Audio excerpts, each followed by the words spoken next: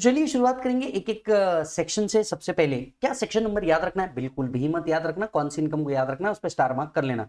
सबसे पहले आता है 10(1) एग्रीकल्चर इनकम। क्या है बेटा, टोटली एग्जम्प्ट है। इसे आप क्या कर सकते हैं, इंपॉर्टेंट मार्क कर सकते हैं, राइट। एग्रीकल्चर के ऊपर एक पूरा से अलग प्रोविजन हम लोगों ने पढ़ी हुई है, एग्रीकल्चर का चार्ट रिविजन जाकर के देख लेना, समझ में आ जाएगा। नेक्स्ट आता है amount received out of family income in case of an impartible state और amount received out of income from family state. अगर एचयूएफ की फैमिली स्टेट से कोई आपको इनकम आती है या एचयूएफ से आपको कोई इनकम आती है तो ये टोटली एग्जम्प्ट है। तो जितनी भी इनकम एचयूएफ के मेंबर को मिल रही है फ्रॉम एचयूएफ वो एग्जम्प्ट है। ऐसा क्यों, क्योंकि एचयूएफ इसके ऊपर टैक्स दे देता है, तो इंडिविजुअल मेंबर के हाथ में वो एग्जम्प्ट हो जाती है under section 10(2)(a). Not so important. Next है 10(2)(a). यस, ये इंपॉर्टेंट है। कोई भी पार्टनर किसी भी फर्म या एलएलपी से शेयर ऑफ प्रॉफिट ले रहा होगा, कोई भी पार्टनर किसी भी फर्म या एलएलपी से शेयर ऑफ प्रॉफिट ले रहा होगा तो ये एग्जम्प्ट है। याद रखिए फर्म पार्टनर को क्या क्या चीज देता है, लॉजिकली सोच के देख, एक शेयर ऑफ प्रॉफिट देता होगा, रेम्यूनरेशन इंटरेस्ट कमीशन देता होगा। शेयर ऑफ प्रॉफिट एग्जम्प्ट है, रेम्यूनरेशन इंटरेस्ट कमीशन पार्टनर के हाथ में पीजीबीपी में टैक्सेबल है, सेक्शन 28। इंटरलिंकिंग करके बता रहा हूं, याद रख लेना, ठीक है। नेक्स्ट है फिर 10(4). ये बताता है एनआर अकाउंट, एनआरई अकाउंट के अंदर में जो इंटरेस्ट आ रहा है किसी भी इंडिविजुअल नॉन रेसिडेंट को, सो किसी भी इंडिविजुअल नॉन रेसिडेंट को एनआरई अकाउंट पे इंटरेस्ट आ रहा है तो ये इंटरेस्ट टोटली एग्जम्प्ट है, ये इंटरेस्ट टोटली एग्जम्प्ट है। फिर आता है 10(10)(d). ये काम की चीज है, ये टैक्सेशन ऑफ एलआईपी के अंदर में भी आती है। इसका एक पूरा डिटेल डिस्कशन मैंने आईएफओएस के चार्ट रिविजन के साथ किया है, मुझे पूरी उम्मीद है आप जाकर के जरूर देखेंगे। अब देखिए क्या होता है, आप जब भी प्रीमियम पे करते हैं, राइट, विजय जब भी प्रीमियम पे करता रहेगा लेट्स से एलआईसी को, तो विजय का क्या मिल जाएगा, डिडक्शन मिल जाएगा। और ये डिडक्शन कौन से सेक्शन में होगा, अंडर सेक्शन 80C। मानता है कि नहीं मानता है तू ब्रो, मानता है कि नहीं मानता है तू। अब एलआईसी जब भी मैच्योर होगी, एलआईसी से जो फाइनल अमाउंट आएगा, राइट, तो जो भी फाइनल अमाउंट आएगा इंक्लूडिंग बोनस, इंक्लूडिंग बोनस, ये पूरा का पूरा एग्जम्प्ट है 10(10)(d) के अंदर में। लेकिन अगर कुछ कंडीशन सेटिस्फाई हो रही है तो वो क्या कंडीशन है, मैं आपको याद दिला दूं। प्रीमियम 10% के ऊपर नहीं होना चाहिए of sum assured, handicap SSC के लिए 15% से ऊपर नहीं होना चाहिए, और पॉलिसी अगर 1/4/2023 के बाद ली है तो एग्रीगेट प्रीमियम 5 लाख से ऊपर भी नहीं होना चाहिए। अगर ये कंडीशन सेटिस्फाई हो जाती है तो जो फाइनल अमाउंट मिल रहा है ये टोटली क्या होगा बेटा, एग्जम्प्ट। क्लियर है मालिक। नेक्स्ट 10(6). कभी नहीं पूछा, कभी नहीं पूछेगा, जो भी ऑफिशियल्स है, embassy, high commission, legation, consulate, trade representation of foreign state etcetera, इनको जितना भी रेम्यूनरेशन रिसीव्ड हो रहा है ये पूरा का पूरा एग्जम्प्ट होगा। एक ही कंडीशन है, अगर हमारे ऑफिसर का भी वहां एग्जम्प्ट है तो। फॉर एग्जांपल मान लीजिए इंडियन ऑफिसर इराक में है, तो इराक के अंदर में उनकी जो रेम्यूनरेशन या कमीशन उनको मिल रहा है वो एग्जम्प्ट है, तो जो इराक एम्बेसी के ऑफिसर्स इंडिया में वर्क कर रहे होंगे हम उनका भी रेम्यूनरेशन या कमीशन क्या कर देंगे, एग्जम्प्ट कर देंगे। यस, नहीं पूछता, टाइम नहीं लगाने का, आगे बढ़ो। Remuneration receive for services rendered in India to a foreign enterprises.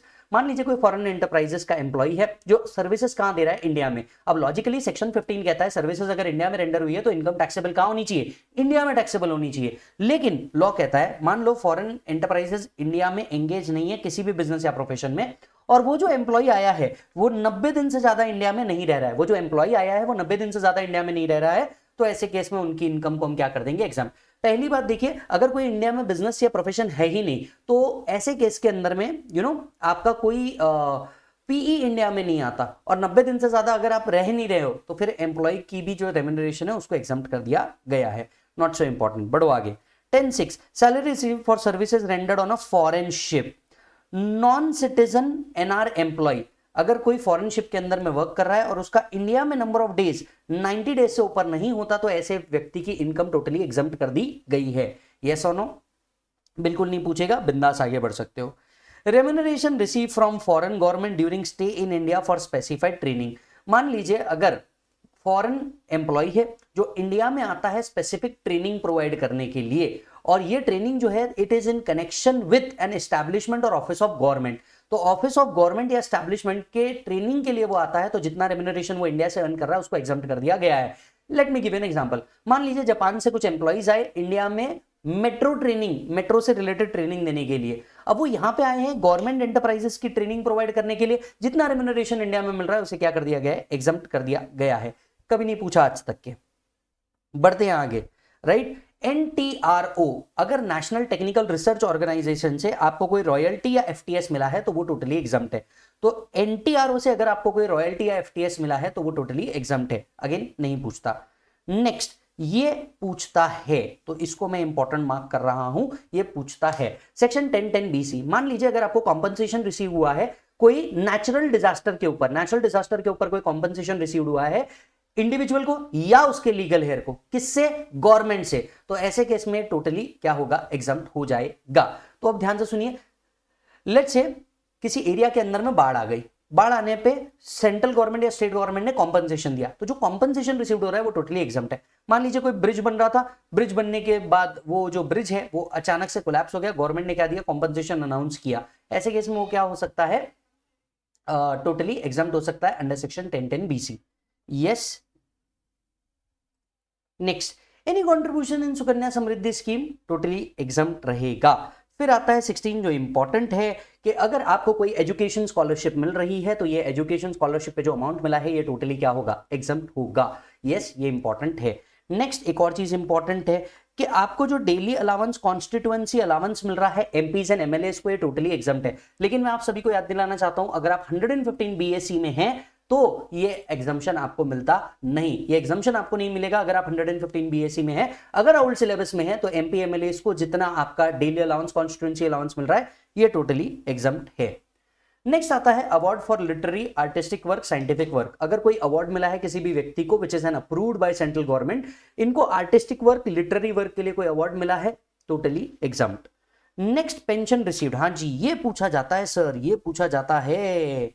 मान लीजिए अगर कोई एम्प्लॉय है जिनके घर वालों को फैमिली पेंशन मिल रहा है and this employ was a recipient of gallantry award. Gallantry award क्या हो गया? परमवीर चक्र, महावीर चक्र, वीरता अवार्ड, राइट। इनके घर वालों को अगर फैमिली पेंशन मिल रहा है तो ऐसे फैमिली पेंशन टोटली एग्जम्प्ट है, ऐसी फैमिली पेंशन टोटली एग्जम्प्ट है। यस, ये एक और चीज पूछी जाती है तो इसे भी मैं इंपॉर्टेंट मार्क कर रहा हूं। सिक्किमिस इंडिविजुअल, जी हां, सेक्शन 1026 AAA कहता है सिक्किमिस इंडिविजुअल को from the state of Sikkim जितनी भी इनकम आ रही है ये टोटली एग्जम्प्ट है, और इंटरेस्ट और डिविडेंड कहीं से भी आए from all of India totally exempt है। आई रिपीट, सिक्किमिस इंडिविजुअल जो सिक्किम में रह रहा है, इनको स्टेट ऑफ सिक्किम से जितनी भी इनकम आ रही है चाहे जिस भी प्रोफेशन से आ रही हो टोटली एग्जम्प्ट है। इंटरेस्ट और डिविडेंड सिक्किम के बाहर से भी आ रहा है तो टोटली एग्जम्प्ट है। एक्चुअली इसके पीछे का हिस्ट्री मैंने आपको रेगुलर बैच के अंदर में और फास्ट ट्रैक बैच दोनों के अंदर में समझाया था कि सिक्किम को एक स्पेशल स्टेटस मिला है in terms of income tax, तो इसी के लिए क्या किया गया है? ये इस तरीके से एग्जम्प्ट किया गया है। Getting the point? बढ़ेंगे आगे। आगे बढ़ते हुए अगर देखें टी बोर्ड सब्सिडी से अगर कोई सब्सिडी मिली है या अदर सब्सिडीज मिली है which is engaged in rubber, coffee, cardamom, specified commodity as specified by government, तो इनकी ये जो सब्सिडी है ये टोटली एग्जम्प्ट हो जाएगी। हालांकि जनरली जो सब्सिडी है, अदर सब्सिडीज जिसको बोलते हैं, जो टी से नहीं आ रही, रबर, कॉफी, कार्डेमम से नहीं आ रही, इसका टैक्सेबिलिटी पीजीबीपी में होता है सेक्शन 28 के अंदर में। यस और नो?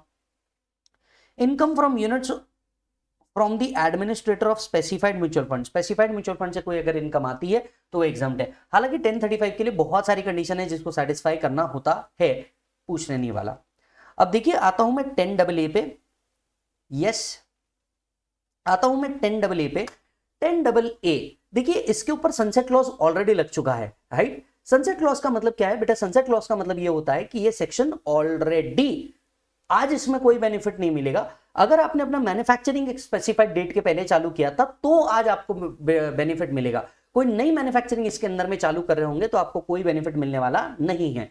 तो इसके ऊपर आज भी क्वेश्चन आते हैं, बिल्कुल आते हैं, और ये पूरे एग्जामिनेशन का सबसे फेवरेट टॉपिक है जिसके ऊपर क्वेश्चन पूछा जाता है, राइट।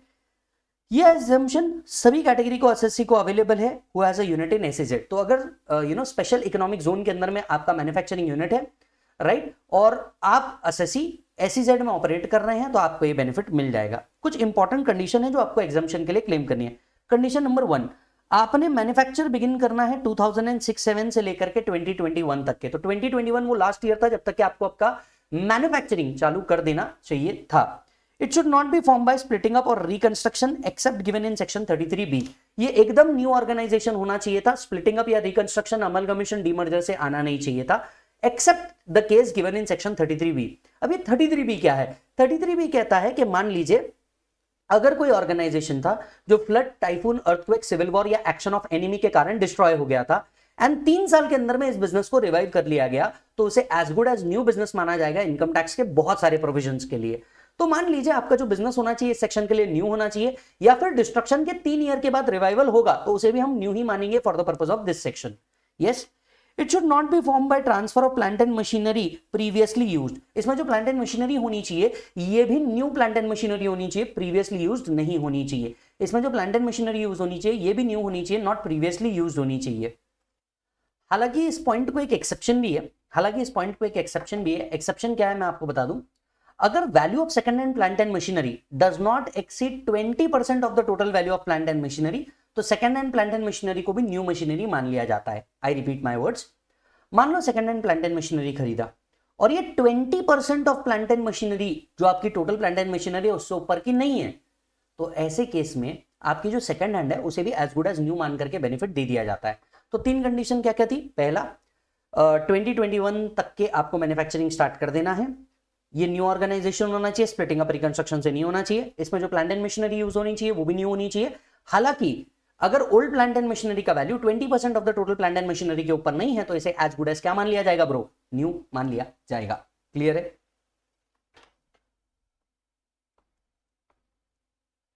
डन। अब आप पूछेंगे कि सर कितना एग्जम्पशन मिलेगा, तो आइए मैं आपको बता दूं कितना एग्जम्पशन या डिडक्शन मिल जाएगा। राइट, पहले 5 साल जहां से आपने मैन्युफैक्चरिंग स्टार्ट करी, पहले 5 साल 100% ऑफ कंप्यूटेड प्रॉफिट का डिडक्शन मिलेगा। तो पहले 5 साल जो है आपने जहां से मैन्युफैक्चरिंग स्टार्ट करी वहां से 5 साल आपको 100% ऑफ कंप्यूटेड प्रॉफिट का बेनिफिट मिलेगा। नेक्स्ट 5 ईयर आपको 50% ऑफ कंप्यूटेड प्रॉफिट का बेनिफिट मिलेगा, एंड फर्दर नेक्स्ट 5 ईयर आपको 50% का कंप्यूटेड बेनिफिट मिल जाएगा, कंप्यूटेड प्रॉफिट का बेनिफिट मिल जाएगा। अब यहां पे समझने वाली बात यह है कि आपको टोटल 15 ईयर्स का बेनिफिट मिल रहा है, which is divided in 3 packets. First 100%, second 50%, third 50%। लेकिन जो आखिरी के 5 साल है ना, दैट इज 10 to 15 ईयर्स, उसका बेनिफिट आपको तभी मिलेगा जब आप डिपॉजिट करेंगे री इन्वेस्टमेंट रिजर्व अलाउंस के अंदर में। राइट, एंड ये अमाउंट आप पीएनएल को डेबिट कर देंगे एंड क्रेडिट कर देंगे एसईजेड अकाउंट को। तो ये जो आपने अमाउंट डिपॉजिट करा है पीएनएल को डेबिट करो और एसईजेड अकाउंट में री इन्वेस्टमेंट करो, और ये जो री इन्वेस्टमेंट अकाउंट है इससे भी आप new plant and machinery he acquire कर पाएंगे। तो अगेन आपको पहले 5 साल का बेनिफिट मिलेगा, फिर 5 साल का 50% का बेनिफिट मिलेगा, और लास्ट में भी 5 साल का 50% का बेनिफिट मिलेगा। लास्ट के 5 साल का बेनिफिट तभी मिलेगा जब आप सीधा सीधा री इन्वेस्टमेंट अलाउंस रिजर्व बनाएंगे और इसे एक सेपरेट अकाउंट में रखेंगे और इससे सिर्फ new plant and machinery acquire करेंगे, या फिर स्पेसिफाइड खर्चे ही करेंगे जो इनकम टैक्स एक्ट में लिखे हुए हैं। राइट, हालांकि ये सेक्शन में आपको अगर बेनिफिट लेना है तो आपको रिटर्न टाइम पे फाइल करना जरूरी है। अगर आपने रिटर्न टाइम पे फाइल नहीं किया 139(1) के तहत, दैट इज जुलाई और अक्टूबर एज द केस में भी, तो आपको इस सेक्शन का बेनिफिट नहीं मिलेगा, आपको इस सेक्शन का बेनिफिट नहीं मिलेगा। अब आप देख रहे थे 100% ऑफ कंप्यूटेड प्रॉफिट या 50% ऑफ कंप्यूटेड प्रॉफिट हो रहा था, तो व्हाट इज कंप्यूटेड प्रॉफिट? देखिए ये है वो फॉर्मूला कंप्यूटेड प्रॉफिट का, profit from a unit in SEZ into export turnover divided by total turnover from a unit in SEZ. Profit from a unit in SEZ into export turnover from a unit in SEZ divided by total turnover from a unit in SEZ। अब देखिए आपको क्या क्या होता है, इस फॉर्मूले से जो अमाउंट आएगी उसका 100 या 50% आपको बेनिफिट लेना है, डिपेंडिंग अपॉन मैन्युफैक्चरिंग को कितने साल हुए होंगे। आप सबसे पहले इस फॉर्मूले में सारी फिगर डालेंगे, profit from a unit in SEZ into export turnover from a unit in SEZ divided by total turnover from a unit in SEZ. जो भी फिगर आएगी इसका 100 या 50 आपको लेना है, डिपेंडिंग अपॉन मैन्युफैक्चरिंग को कितने साल हुए। पहले 5 साल 100, नेक्स्ट 5 साल 50, further next 5 years 50। Are you getting the point? Yes. एक सवाल उठा कि एक्सपोर्ट टर्नओवर में क्या क्या आएगा।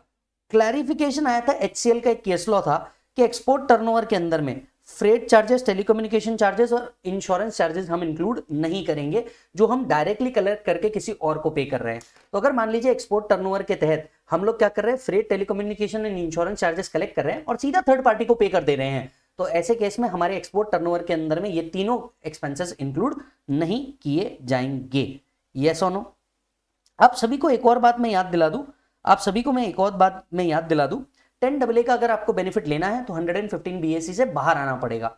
यस, तो ये बेनिफिट तभी मिलेगा only if the assessee shift out of 115 BAC। सो अगर असेसी ने 115 BAC को ऑप्ट किया हुआ है तो एग्जम्पशन अंडर सेक्शन 10AA मिलने वाला नहीं है। अगर असेसी ने 115 BAC को ऑप्ट किया हुआ है तो सेक्शन 10AA का जो एग्जम्पशन है वो बिल्कुल मिलने वाला नहीं है। Are you getting the point? Yes.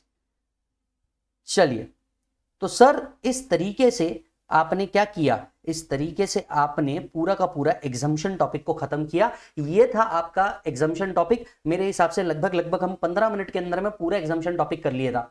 मुझको ऐसा लगता है कि आपने इसको एक बार रिवाइंड करके और देख लेना, आपको इंपॉर्टेंट वाले पार्ट समझ में आ जाएंगे और स्पेसिफिकली 10AA वाला पार्ट आपने फिर से देख लेना। रेगुलर क्लास के अंदर में हम लोगों ने शायद इस पे 5 से 6 प्रॉब्लम लिए हैं और फास्ट ट्रैक बुक के अंदर में भी एमआरपी में भी हमने इसके ऊपर 1 से 2 क्वेश्चन रखे हैं। आपने वो जाकर के देख लेना, ऑडियो रिवीजन आपने एक बार सुन लेना, आपका काम खत्म हो जाएगा। एंड यस, आपका ये जो छोटा सा टॉपिक है एग्जाम्पशन का, ये भी खत्म हुआ। आई एम श्योर इसने आपको जरूर वैल्यू ऐड करी होगी। एंड मिलूंगा आपसे अगले वीडियो के अंदर में, तब तक आप अपना पूरा ख्याल रखेंगे। पढ़ो तो हद कर दो वरना प्रोग्राम रद्द कर दो। Yes, bye and take care.